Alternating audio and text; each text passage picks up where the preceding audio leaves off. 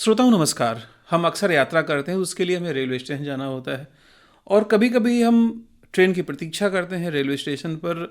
तो कभी कभी आजकल देखा होगा आपने, कुछ अच्छे स्टॉल्स नज़र आते हैं। अच्छे स्टॉल्स मतलब जैसे मान लिया आप आगरा में हैं तो यहाँ पर पत्थर की पच्ची कारी बड़ी प्रसिद्ध है, उसका स्टॉल दिख सकता है। या हो सकता है अपने जायके के लिए प्रसिद्ध पेठा दिखाई पड़ सकता है। जब हम किसी स्टॉल के सामने जाते हैं तो वो आकर्षित होते हैं और जो बाहर से यात्री आते हैं कुछ ना कुछ सामान लेकर जाते हैं। और आप देखें कि हमारे हर जनपद में हर स्थान पर कुछ ना कुछ ऐसी खूबी होती है, वहाँ के कुछ खास उत्पाद होते हैं जिनको ले जाना हम पसंद करते हैं। इसी मूल उद्देश्य को ध्यान में रखते हुए रेलवे ने एक ऐसा नया कार्यक्रम शुरू किया है, one station one product scheme, यानी एक स्टेशन और एक उत्पाद योजना। ये बड़ी महत्वपूर्ण योजना है। इस पर बात करने के लिए योजना क्या है, कैसे इस पर काम किया जा रहा है, हमने आमंत्रित किया है प्रशस्ति श्रीवास्तव, जो इंडियन रेलवे ट्रैफिक सर्विस की अधिकारी हैं 2017 बैच की, और यहाँ पर आगरा में DCM डिविजनल कॉमर्शियल मैनेजर पद पर हैं और उनके पास पब्लिक रिलेशंस ऑफिसर्स का यानी PRO का भी अतिरिक्त प्रभार है। मैडम नमस्कार, आपका स्वागत है। नमस्ते मैडम, ये one station one product scheme, जैसा कि मैं अभी बात कर रहा था कि इस योजना के बारे में बताइए, क्या है योजना ये? पहले तो आपके सभी श्रोताओं को मेरा नमस्कार है। वन स्टेशन वन प्रोडक्ट यानी कि एक स्टेशन एक उत्पाद योजना, ये मिनिस्ट्री ऑफ रेलवेज़ की एक योजना जो लॉन्च करी जा रही है। इसके अंतर्गत जो लोकल प्रोडक्ट्स होते हैं किसी भी स्टेशन पे, ये आप मान सकते हैं कि जो वन डिस्ट्रिक्ट वन प्रोडक्ट योजना रही है सरकार की, उसी को हम स्टेशंस पे ला रहे हैं। क्योंकि स्टेशन एक ऐसी जगह होती है जहाँ पे बहुत ज़्यादा फुटफॉल होता है। ना सिर्फ लोकल लोग वहाँ पे आते हैं बल्कि दूर दूर से भी पूरे देश से लोग वहाँ पे पहुँचते हैं। तो उस डिस्ट्रिक्ट के उस स्टेशन के आसपास के जो लोकल प्रोडक्ट्स हैं और जो लोकल कारीगर हैं, उनको एक माध्यम मिलेगा, एक जगह मिलेगी जहाँ पे वो अपने प्रोडक्ट्स को दिखा सकेंगे और बेच सकेंगे। यानी जो वहाँ के स्थानीय शिल्पी हैं वो अपने उत्पाद रख सकते हैं। जी बिल्कुल। इस स्कीम का मेन मकसद यही है कि जो लोकल लोग हैं, जो कलाएं हैं, बहुत सारे ऐसे शिल्पकार हैं, बहुत सारी ऐसी लोकल हैंडीक्राफ्ट्स होते हैं जो कहीं ना कहीं खोते जा रहे हैं, तो उनको एक ऐसे प्लेटफॉर्म पे लाया जाए जहाँ पे बहुत सारे आई बॉल्स हैं। जो कि स्टेशन आप देखेंगे तो 30-40 हज़ार का फुटफॉल होता है डेली का। तो वहाँ पे एक साथ बहुत सारे लोगों के सामने हम उस कला को प्रस्तुत कर सकते हैं, उसको रिवाइव कर सकते हैं और उनको एक सेल कम एग्जीबिशन का आउटलेट मिलता है वहाँ पर। जी अच्छा, ये जैसे मान लीजिए आगरा की हम बात करें तो यहाँ पर जो सफ़ेद संगमरमर में रंग बिरंगे पत्थरों की पच्ची कारी होती है, बहुत प्रसिद्ध है। ताजमहल में भी उसका उपयोग किया गया इस कला का। तो इसका स्टॉल देखने को मिलता है, जिसे छोटे छोटे ताजमहल के नमूने होते हैं, लोग ले भी जाते हैं। तो आप लोग कैसे चयन करते हैं किसी जनपद में कि कौन सा उत्पाद रखा जाए, कौन सा शिल्पी आए, या इसके बारे में कैसे आप लोग चयन करते हैं, क्या प्रक्रिया है? देखिए, काफ़ी एनालिसिस करने के बाद स्टेशंस के आसपास के इलाकों में जो ZRUCC कमिटीज़ होती हैं और लोकल प्रतिनिधि होते हैं, MP MLAs होते हैं, इनके साथ भी मीटिंग्स करने के बाद हमने ये प्रोडक्ट्स आइडेंटिफाई किए हैं। जैसे आप बता रहे हैं कि आगरा कैंट स्टेशन के लिए हमने मार्बल उत्पादों को और उसके हैंडीक्राफ्ट्स को आइडेंटिफाई किया है। तो ये तो प्रोडक्ट चुन लिया गया। अब जो आप पूछ रहे हैं कि किसको हम एलिजिबल मानते हैं, किसको वो स्टॉल मिलती है, तो इसके लिए कुछ गाइडलाइंस हैं। गाइडलाइन ये है कि जो बड़े बिजनेसेस हैं, ऑलरेडी स्टैब्लिश शोरूम्स हैं, ये उनको केटर नहीं करता है। इसमें जो लोकल आर्टिसंस हैं, जिनके पास कोई गवर्नमेंट के द्वारा जारी किया हुआ हैंडीक्राफ्ट का कार्ड है, कोई आर्टिसन कार्ड है, या वो ट्राइफेड जैसी संस्था से अगर रजिस्टर्ड हैं, तो ऐसी कोई रजिस्टर्ड उनके पास ID होनी चाहिए। तो वो उनको प्राथमिकता दी जाती है। और इसके अलावा जो भी वीकर सेक्शंस के इंडिविजुअल्स हैं, जो रजिस्टर्ड भी नहीं है पर इस तरीके का काम करते हैं, तो उन इंडिविजुअल्स को भी प्राथमिकता दी जाती है। जी अच्छा, जैसे आगरा में जैसे आपने बात की कि सफ़ेद संगमरमर के बहुत सारे शिल्पी हैं, यहाँ पर कुछ ऐसे में जिन्हें बड़े बड़े पुरस्कार भी मिले हैं, राष्ट्रपति पुरस्कार मिला है, राज्य स्तरीय पुरस्कार मिले हैं, और एक तो ऐसे थे शिल्पी ने पद्मश्री भी मिला हुआ था। उनके तमाम शिष्य हैं, उनके घर के लोग हैं, और इसके अलावा और बहुत सारे, जैसे कुछ यहाँ पे पॉकेट्स हैं सोसाइटी में जहाँ वो छोटे छोटे घरों में अपना अपना उत्पाद बनाते हैं, स्वयं मेहनत करते हैं।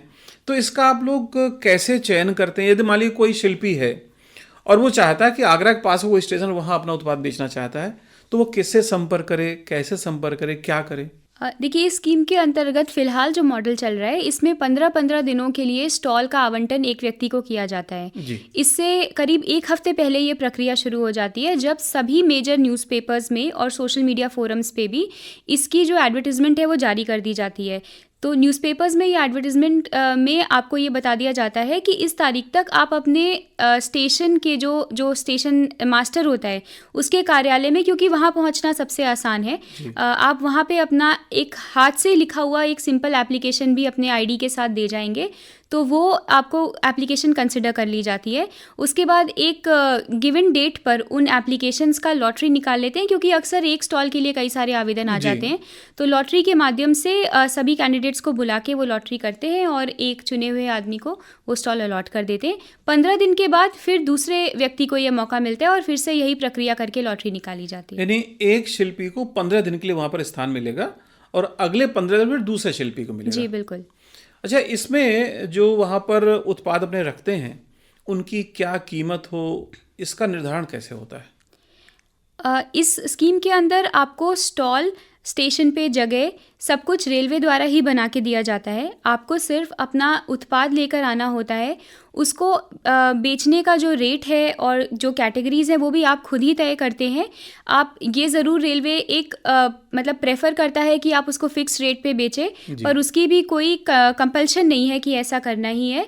और बाकी सेल एक सिर्फ 1000 रुपये की रजिस्ट्रेशन फ़ीस आपको देनी होती है अपने एप्लीकेशन के साथ, और सेल आप अपने हिसाब से कर सकते हैं और 24 आवर्स के लिए वो शॉप आपको चलानी रहती है। यानी जो कीमतों का निर्धारण है, जो शिल्पी हैं वो अपने हिसाब से करेंगे? जी, वो अपने हिसाब से करते हैं। अच्छा, कभी कभी चूंकि आप रेलवे की बड़ी अधिकारी हैं और ये जो वाणिज्यिक मामले आप देखती हैं इस पूरे मंडल के, अक्सर देखा गया है कि जो सामान प्लेटफॉर्म पे बिकता है, वही सामान शहर में उनके रेट में बड़ा अंतर होता है। तो इस पर क्या कोई आप लोग व्यवस्था देखते हैं या उन पर छोड़ दिया जाता है कि वो अपने हिसाब से रेट तय कर सकते हैं?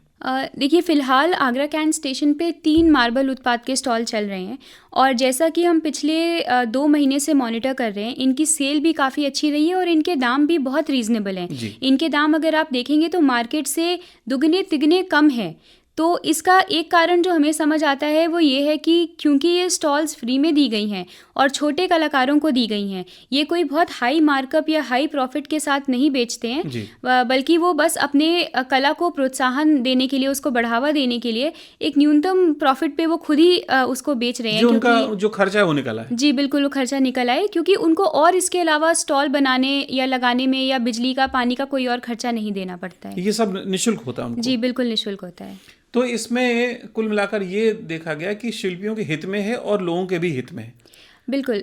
ये इसका प्रथम जो मोटिव है वो ये है कि ऐसे छोटे शिल्पियों को बढ़ावा मिले और उसके साथ ही दूर दराज से आने वाले पर्यटकों को भी सही दाम में प्रोडक्ट्स अवेलेबल हो जाएं। जी, नहीं तो अमूमन ये होता है कि जब बाहर से पर्यटक आते हैं तो शिल्पी या दुकानदार पहचान लेते हैं बाहरी हैं, तो मोल भाव में बहुत ज़्यादा उनको अपनी एनर्जी बर्बाद करनी पड़ती है और उन्हें लगता है कि हम ठगे जा रहे हैं। लेकिन वहाँ पर है कि बिल्कुल सही दाम में वो चीज़ आप पर्यटकों को मिल जाती है। जी बिल्कुल, देखा गया है कि वो बहुत रीजनेबल दाम में ही बेच रहे हैं चीज़ें। अच्छा, एक और सवाल, जैसे जब उनकी बिक्री होती होगी, 24 घंटे स्टॉल खोलते हैं और जैसा बताया कि स्टेशन पर बहुत हज़ारों लोग प्रतिदिन आते हैं, तो लगभग एक दिन में 24 घंटे में कितनी बिक्री हो जाती है? कुछ आइडिया है आपको?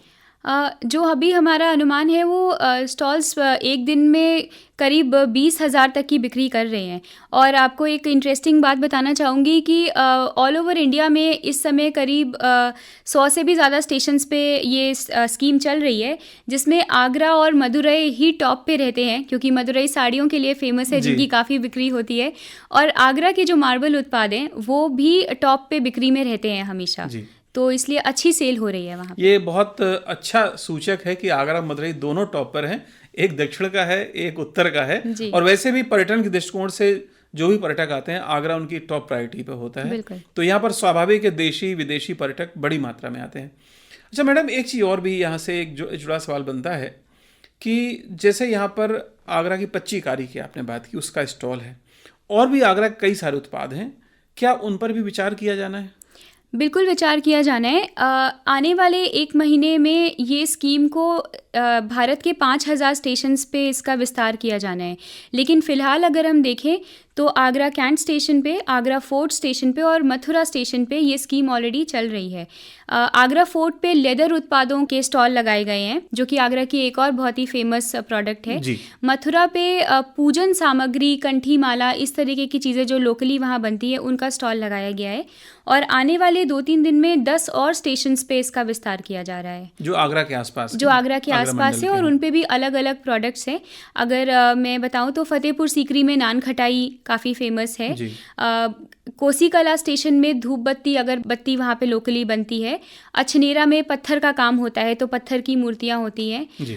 धौलपुर में दूध के प्रोडक्ट्स बनते हैं। कहीं पे कोई फेमस मिठाई बनती है, मोतीकंद, कलाकंद, तो जी। उनके भी स्टॉल हम लोग दे रहे हैं। यानी खाने पीने का सामान भी रहेगा। बिल्कुल, खाने पीने का भी वहाँ का जो लोकल प्रोडक्ट है वो उस पे दिया जा रहा है। जी। अच्छा, जो बड़े स्टेशन हैं, जैसे आगरा कैंट बड़ा स्टेशन है, आगरा फोर्ट है, तो क्या एक से अधिक प्लेटफॉर्म पर एक से अधिक स्टॉल भी लग सकते हैं? जी, बिल्कुल लग सकते हैं। यात्रियों के आवागमन में असुविधा ना हो, प्लेटफॉर्म पे जगह हो, इसको देखते हुए इसका डिसीजन लिया जा रहा है। फिलहाल आगरा कैंट पे 3 स्टॉल्स चल रहे हैं ऐसे। जी। तो उसमें ये सफेद संगमरमर के उत्पाद हैं। जी, आगरा कैंट पे एक स्टेशन के लिए एक ही प्रोडक्ट चुना गया था, तो आगरा कैंट के लिए मार्बल उत्पाद चुने गए थे, तो वहाँ पे तीनों स्टॉल मार्बल के ही हैं। अच्छा, अगर जैसे आपने बताया 20,000 रुपये प्रतिदिन की इसमें सेल हो रही है, अगर ये और बढ़ती है व्यापक हित में शिल्पियों के भी और पर्यटकों के भी, क्या एक ही प्लेटफॉर्म पर एक से ज़्यादा उत्पादों के स्टॉल भी हो सकते हैं? जैसे आपने बताया कि जो चमड़े के सामान हैं, या यहाँ का पेठा है, यहाँ की गजक अलग तरह की बनती बड़ी प्रसिद्ध है, और संगमरमर उत्पाद तो हैं ही, क्या इनका भी एक साथ ऐसा कुछ कलेक्शन या ऐसा कुछ बुके बन सकता है? देखिए, अभी स्कीम जो है वो 1 स्टेशन 1 प्रोडक्ट पे फोकस करती है, तो फ़िलहाल तो ऐसे गाइडलाइंस नहीं है, लेकिन हो सकता है, क्योंकि मुख्य मकसद है शिल्पियों को और लोकल कलाकारों को बढ़ावा देना, हो सकता है आगे जाके ऐसा हो भी सके।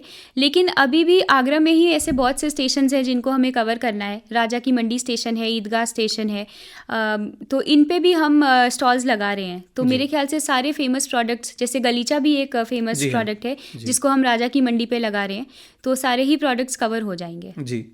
तो प्रशस्ति श्रीवास्तव मैडम, आपने बड़ी विस्तार से जानकारी दी हमारे श्रोताओं के लिए, और श्रोताओं आपके लिए बहुत अच्छी खबर ये है कि जब आप कभी ट्रेन से यात्रा करते हैं और जो प्रमुख स्टेशन है वहाँ पर, वहाँ के प्रमुख उत्पाद आपको बड़ी आसानी से मिल सकते हैं। सबसे बड़ी बात है, बहुत रीजनेबल रेट्स पर मिल सकते हैं। इसलिए आप जब भी बाहर जाएँ, वहाँ की कोई ना कोई प्रसिद्ध चीज़ लेकर अपने साथ ज़रूर आएँ, और हमें अच्छा लगेगा जब आप उनके साथ कहेंगे कि यात्रा करना बहुत सुखदायी रहा। प्रशस्ति मैडम, आपने हमें विस्तार से बताया, आपका बहुत बहुत धन्यवाद। Thank you.